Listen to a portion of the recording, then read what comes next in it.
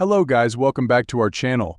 In this video, we will walk you through the steps to resolve issues with the Costco Wholesale app. Before moving on to the video, please don't forget to hit the subscribe button and like button too. Without wasting time, let's dive into the methods to solve this problem. Method 1. Force close and restart the Costco Wholesale app. To do this, open your phone settings and navigate to the app manager. Select the Costco app from the app list, then find the option to force stop in the bottom right corner of your phone. Click on it, confirm, and then reopen the app. Method 2. Disable and enable your internet connection. Access your device control panel, then turn off your mobile data or Wi-Fi, wait for approximately 5 to 10 seconds, and then turn it back on. Alternatively, toggle airplane mode on and off for a few seconds before reopening the app. Method 3. Update the Costco app. Open the Google Play Store app, search for the Costco app, and then select the app.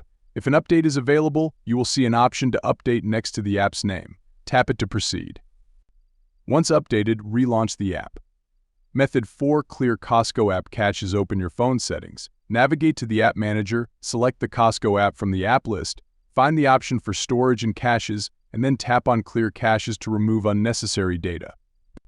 Method 5. Uninstall and reinstall the Costco Wholesale app. Open the Google Play Store app, search for the Costco app, select the app, and then uninstall it. Once uninstalled, tap the Install button to reinstall the app. If none of the above methods work, it could be due to a busy server. In such cases, we recommend waiting for some time and trying again later. That's all for today. Thanks for watching our video.